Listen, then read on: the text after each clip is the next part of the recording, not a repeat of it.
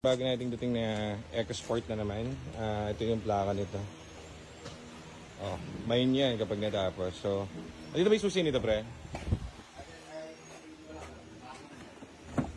Ito pala. So, aray ko.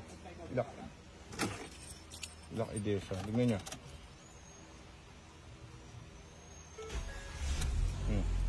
Walang error yan. Walang code yan. Okay shifting yan and everything. Diba? Pero, naramdaman namin to kasi ano to eh. Kumbaga, ayan o, 67k mileage. Ano to, dumating dito.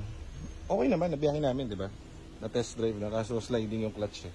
Ramdam namin. So, walang code yan kapag sliding yung clutch. Oh. Ang hatol natin dito, palit ng bagong clutch system. So, ito, operahan na. Pag natapos to mamaya, oh, yung main mo na, brother. Ganda yan.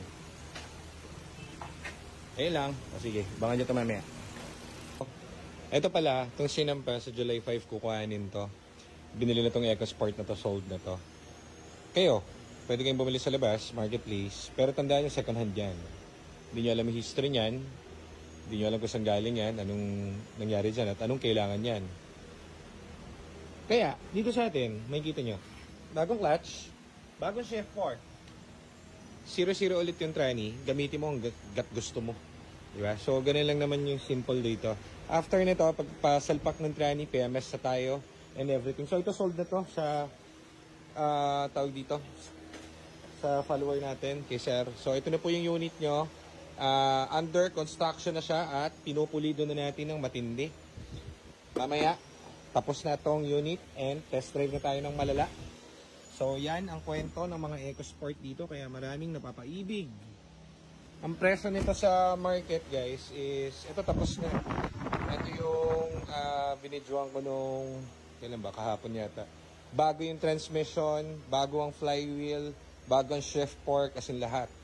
Refresh yung engine, all goods. So, tapos na to. Sasalpak na rin natin yan. Ito, available pa. So, yan, goods. So, ano? Mahina mo. Ito na yung luma niya. Ayan.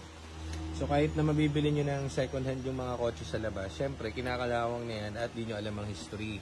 Dito palit lahat yan. O, di sure ka, magkano ba yung presyo na idadagdag? Sa market, ang range ng mga EcoSport, mga 350k. Magkano lang yung sa'yo? Parang mga 380 lang to 390. Dito pa na, so sigurado. Diba?